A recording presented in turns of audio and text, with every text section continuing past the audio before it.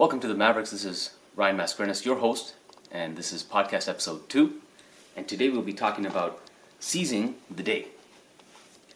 So oftentimes, when we are working on our massive projects, obviously the Mavericks being a group of people that are trying to achieve massive wealth in our lives and trying to be the one in our family that changed the course of our family's destiny, it becomes incumbent upon us to do more work than the average person can do in a single day. But that doesn't mean working harder, it means working smarter and working harder. It means optimizing every single minute of the day that we have.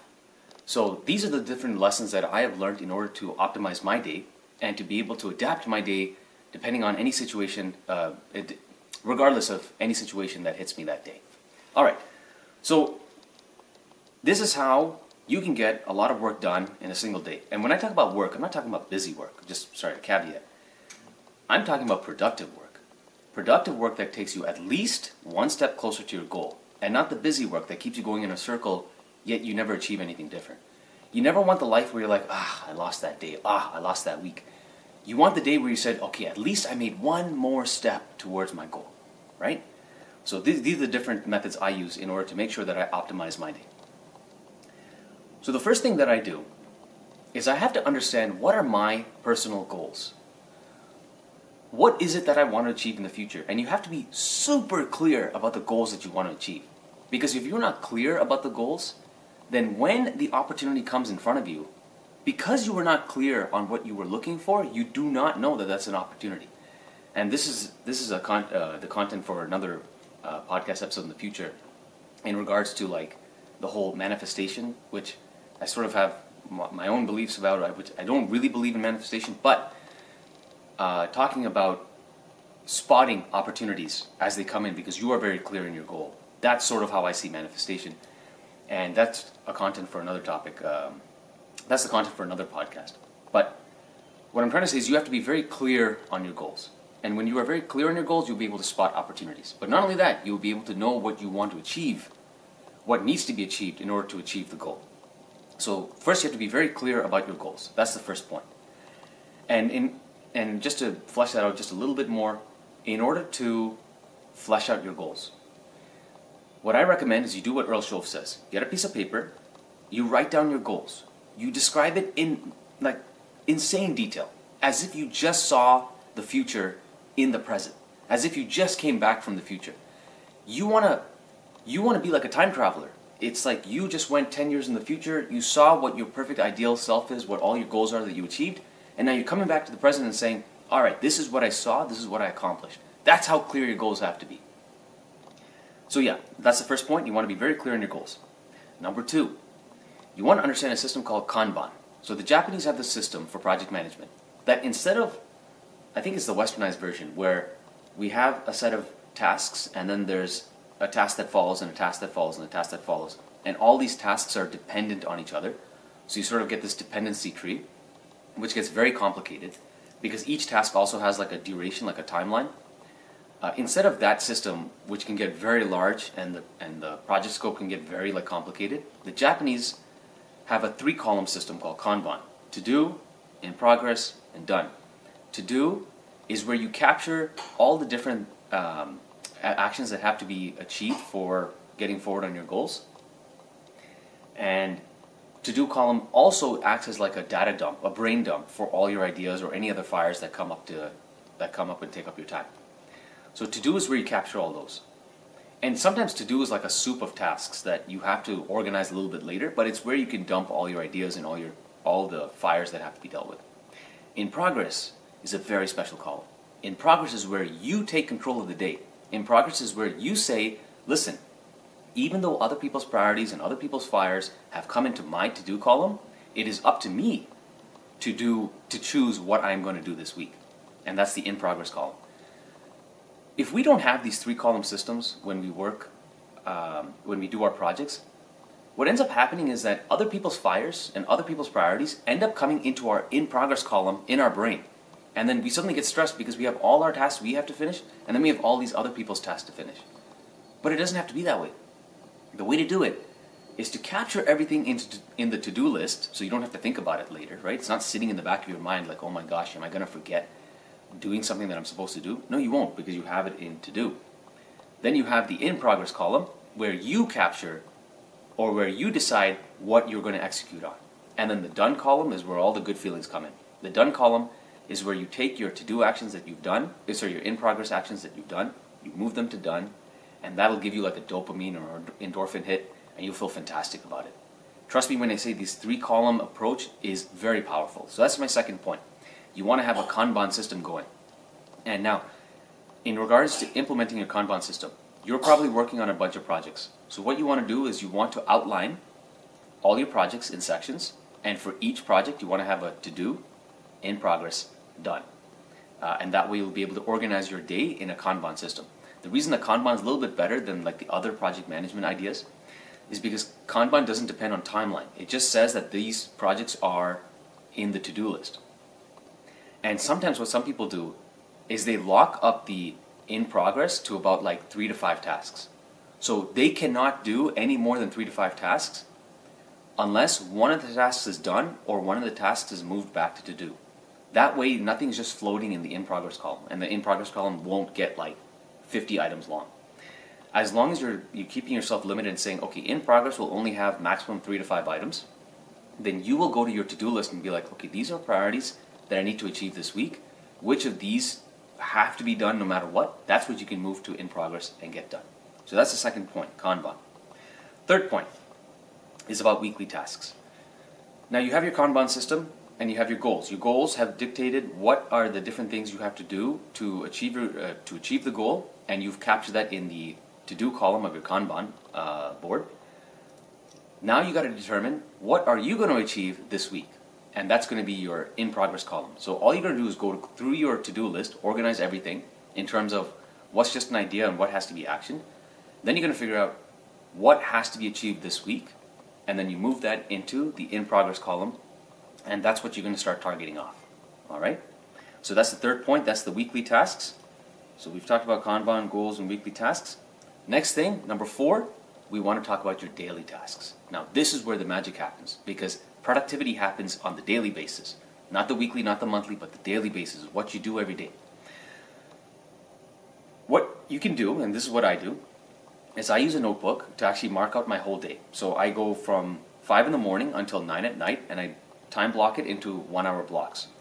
The first thing I do is I take control of the day. I dictate what time I get up and what I get to achieve in the morning. Nobody else does it for me, right? So I'm not getting up for someone else's priorities. I'm getting up for my priorities.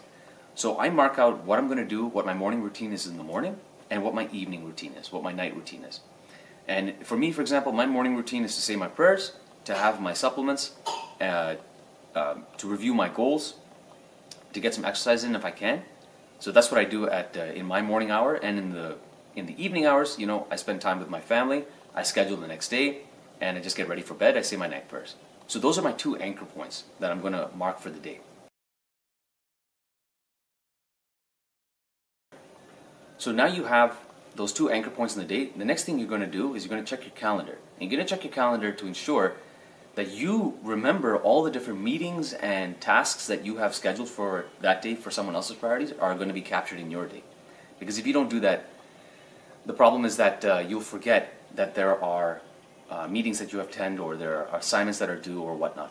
So you want to make sure that you take those calendar tasks and you want to put them into your day. So now you got your morning routine, you got your evening routine, and now you got all your calendar days marked out, tasks marked out throughout your day. Finally, you're going to look at your Kanban in-progress list, the tasks that you want to complete this week, and you're going to pick off all the different tasks that you can realistically complete today, and you're going to move them into your schedule. And you're going to move them into your schedule in the open gaps throughout the day and fill them up.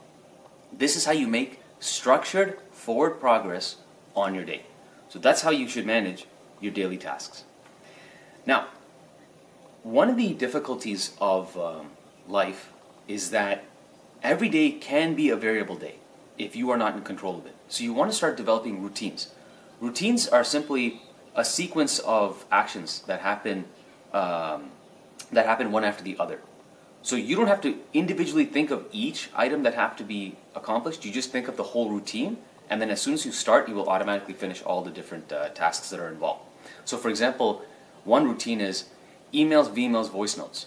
So in the morning, I will set a time to check my emails, then check my voicemails, then check my voice notes, and capture all of those ideas and tasks and thoughts and organize them.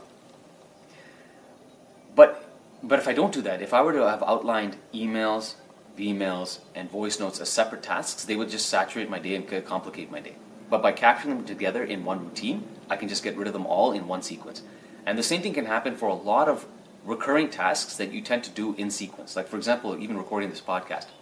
Recording, editing, releasing, I can put them out as one routine under podcast. I don't have to identify each as separate tasks.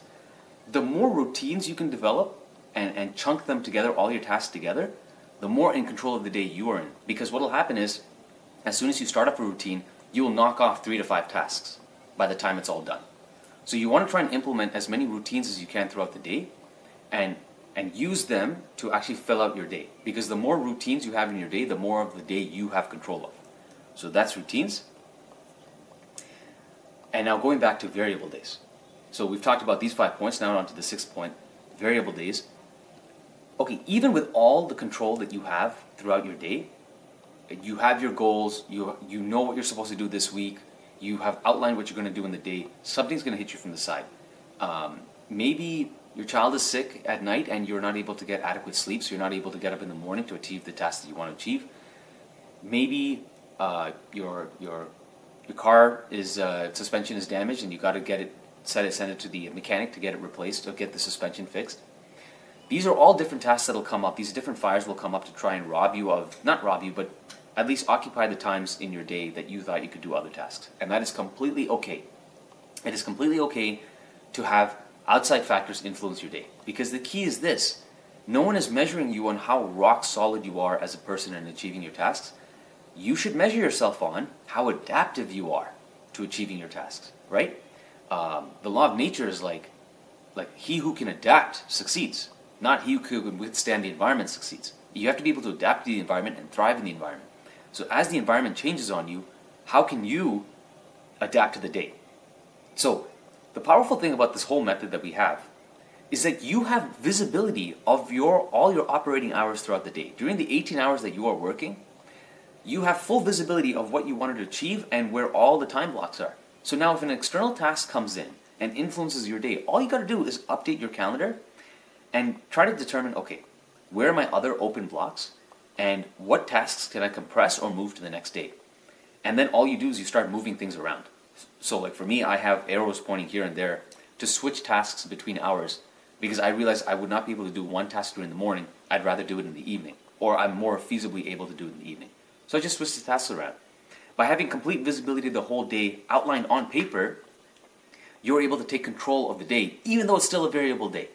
So this is the important thing to know. No one is asking you to be able to knock off all the tasks in sequence as you put it. That's not the purpose. Somebody once told me that plans will end up in the garbage as soon as they have to be executed. But planning is essential. So let's go back. Plans can end up in the garbage. Planning is essential. As long as you've planned your day, if you have to adapt it, at least now you have something to adapt to the new day. So that's how you deal with variable days. The last thing I want to talk to you about is early mornings. Early mornings or late nights. Essentially, every day you want time for yourself. You want times to actually figure out, okay, what are the tasks that I need to achieve this week or this day? What are my priorities? What are my ideas that are coming into my mind? What do I have to organize? By doing this in the mornings or the evenings, I would recommend the mornings, but sometimes it's hard, especially if you have a family. By having some time in the day in order to understand what are your priorities, you'll be able to figure out, are you heading in the right direction? The key thing about early mornings, especially what you can do in the start of the week, the morning at the start of the week, is review everything that's happening in your to-do list, organize it, but make sure each of those tasks are taking you towards your goal. Because if you are not heading towards your goal, then you're doing busy work, which will keep you going around in circles. So the early mornings, especially at the start of the week, where you can organize your day and what has to be done in progress and what has to be done that can lead you closer to your goals, is essential to making sure that you're actually heading in that direction. And then every day when you have your early mornings, you can actually just take a data dump of everything that's happening in your brain and put it all in your to-do list so you can organize it later. So that is the importance of early mornings. So just going back to the 7 points I talked about today. Number 1, you want to know what your goals are. You want to be very clear about them. Number 2, you want to set up a Kanban system, to do, in progress, done, where you are taking control. You're doing a data dump of everything that's coming into your mind, but you're also taking control of what you're going to achieve this week, and then you will get that endorphin hit when you finally say things are done. So that's Kanban. The next thing is you want to set up your weekly tasks. So what tasks you're going to achieve in the in progress column. You want to take control of that. And then the 4th point is your daily tasks. So you want to have a whole day laid out. Mark your morning and evening routine. Mark all your calendar events. And then look at all the open gaps and what tasks you want to achieve in progress. You want to move that into your daily tasks and finish that off. 5th, you want to try and chunk as many repeating tasks as possible into a routine, so that you're not thinking about tasks, you're thinking about whole routines. And that as soon as you start a routine, you finish off a whole series of tasks. 6th, you want to be able to adapt to variable days. Even though you have routines and daily tasks and whatnot, things are going to impact you from the outside that you have to adapt to. Adaptation is critical. And the way you can do that is because you have almost a 360 view of your whole day, you can successfully know where all the open gaps are, what tasks can be augmented, so that you can get all the tasks that need to be done. And that's how you adapt your day, variable days. And then the 7th is you want to make sure that you're spending time every week in the early mornings or the late evenings trying to check if your to-do list is organized and pointed in the right direction towards your goal. And you want to make sure you use those mornings to do a data dump of everything in your head so that you can put it down and get it off your brain so you're not stressed out anymore. So that is this podcast episode on seizing the day. If you want to learn more about these topics, I have a weekly email that I send out for the Mavericks. All you have to do to sign up is go to mavericks.goldwynandsons.com, and you can sign up on the front page to join our newsletter. I also have a program called FES, Foundations of Entrepreneurial Success, where I document the lessons that I've used to create a cash-flowing business in the middle of COVID. And it is also where I capture all the different notes that I've learned from multimillionaires and all the different academic subjects that lead to successful entrepreneurship. And I hope you will find those useful. Again, this is Ryan. Thank you for attending. I'll see you in the next podcast. Take care. Bye.